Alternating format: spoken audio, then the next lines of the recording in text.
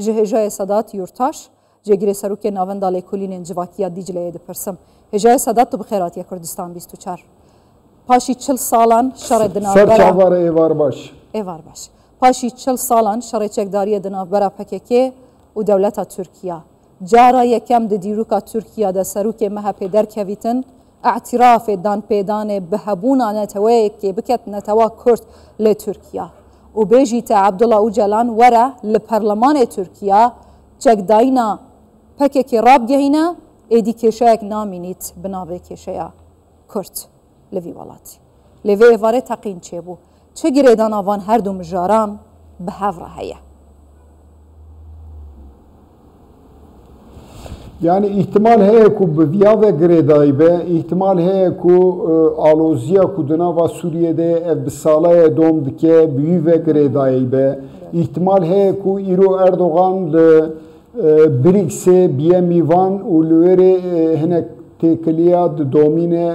bi wî ve girêdayî be. Bi rastî ev nekifşe lê eşkereye ku hinek hêz, hinek navend naxwazin ku hinek mesele li Tirkiye ber bi çareseriyê bê nîqaşkirin bê müzakerekirin û di pê wî re jî çareseriyek di vê meselê de pêk bi eşkereye ku gelek navend ji viya nerahetin ev êrişî nîşana bê nerhetiyê bi rastî dikarin werbinirxînin ji ber ku ev demeke dirêj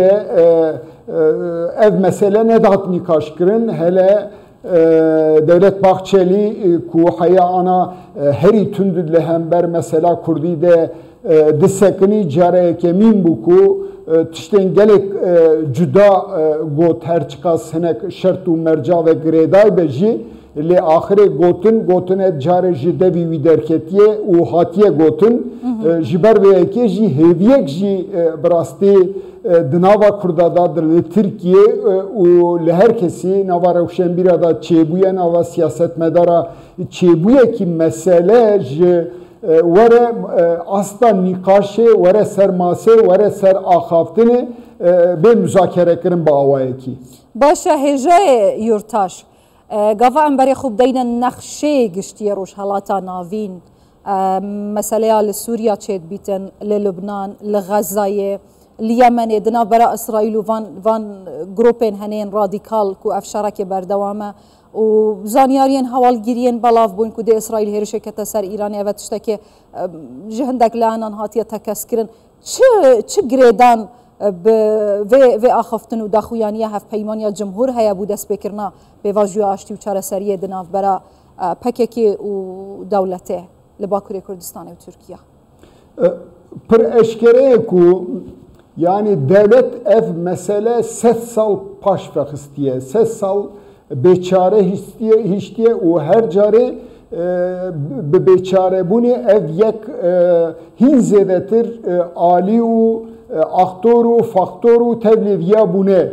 Îro jî aloziyek pir mezin di rojhelata navîn de heye. Yani berê bi Hamasê êrişa Hamasê dest pê kir dûra İsraîl ev salek derbas bû êrişê xwe didomîne di pêra İran ket nava meselê, Hizbullah ket nava meselê, îro li ber İranê jî li ber Hizbullahê jî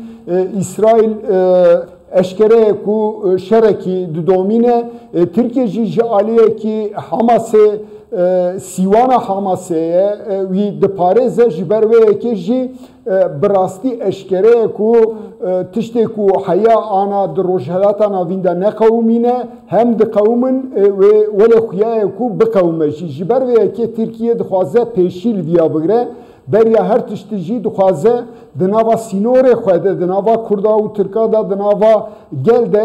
li gorî xwe li gorî şert û mercê xwe aşitiyekî pêk vebîne hêjayê Sedat Yurtaş ev aşitiya cenabê hewe jê behs diket meseleyeke ku divê hetmî îro sibê hertim çê bibe. Gava Erdogan bû vê carê hate ser desthilatê digotin di vê xolê da guhertinek li ser pirsa Kurd li Bakurê Kurdistanê Tirkiya di navbera desthilat û Kurdan çê dibe. Aya ektorê ragihandin navê aştî û proseyê bi rastî jî wekî dewlet jê dibêjîtin تنه اوجالان دکاره یعنی خود دولت باحچلی گوت نه ادرنا نجی قندیل دکارن ویرولی بگیرن تا کانه کس عبدالله اوجالان ریبری زیندانکری پککی او بهتا پارلمان و چک دانینا پککی راب گهینیتن پرسیار اویا آیا ممکنه عبدالله اوجالان بهتا پارلمان ترکیه و بجیت پککی دست چکی خو بردن ورن پیگ و پروسه که آشتی و چارەسەریە دست پێ بکەین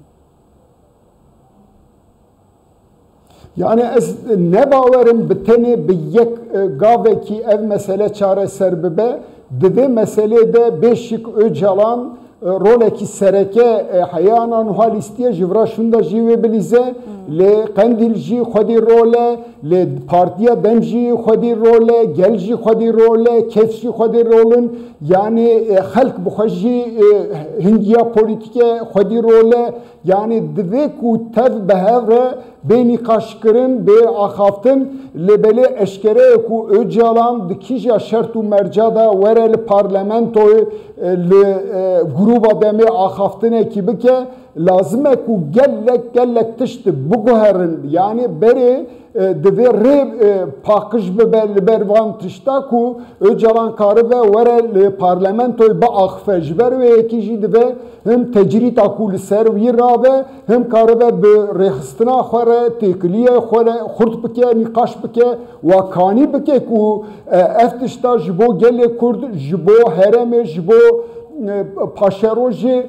tiştekî gelek baş giring û aştiyane dikare bîne ji ber wê yekê jî bi rastî tiştê ku ana tê axaftin di komara Tirkiyeyê dîroka komara Tirkiyeyê gavên pir mezin divê mirov ji bo piştgiriya viya ji bo pêkhatina viya piştgirî bide. Baş hêja yurtaş du pirsê min ê pir giring hene ji kerema xwe bi kurtasî bersivê bide deva me jî zêde tune گرنگ ji bo me Kurdên Başûrê Kurdistanê Rojavayê Kurdistanê hem jî Rojhilatê Kurdistanê pêvajiyeke aştî û çareseriyê çê bibî tu dizanî yani ev ji bêjin salên nota û heta nûke pekekê li Başûrê Kurdistanê li ser sinûran û li çûl û çiyan e eger a pêvajoya û ev aştiya çê bibîtin pekekê jî dest ji çekan berdetin helbet Tirkiya jî hêrişî ser axa Başûrê Kurdistanê naket gundên me nahêne çûlkirin xelkê me nabîte qurbanî abûriya me têk naçe seqamgirî dê çê bibe bi giştî eger em bi şêweyekê berfirehtir berê xwe bideyne vê pêvajiyê dê çi karîgeriya xwe li ser Kurdên her çar parçeyên Kurdistanê hebîtin bi taybet Kurdên Rojava û Başûrê Kurdistanê ji bilî Tirkiye helbet. Yani eşkereye ku divê her parçe Kurdistanê Kurd lê dijîn li wêrê karibin mesela xwe çareser bikin û qezencê ku destkeftiyê ku di diğer parçê de da hatine girtin wiya biparêzin û ji bo ku ew mayînde bin piştgirî bidin wî ev esasa jî divê di nava rêxistina da û di nava parçê Kurdistanê de mîna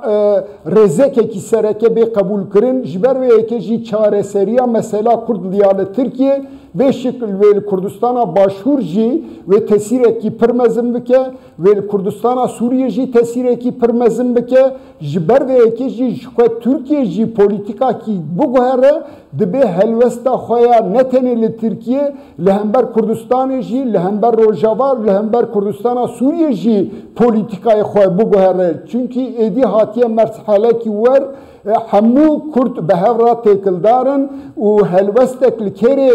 bi xirabî bê dayîn li aliyê de jî tesîreke xurt dike yani pirsgirêka çareseriya Kurd li Tirkiye ve Kurdistanê re jî dostî û hevaltî û biratîkî saz bike divê baweriyê de me. بلا خێرê bîne ev aştî û çareserî ji bo temamê Kurdên me li Bakurê Kurdistanê û her çar parçeyên dî û hîvîdarim evê teqînê hîç karîgerî li ser nebîtin û girêdan jî nebît hêjayê Sedat Yurtaş ji girê serokê navenda lêkolînên civakiya Dîcleyê tu her hebî û bi xêr hatî.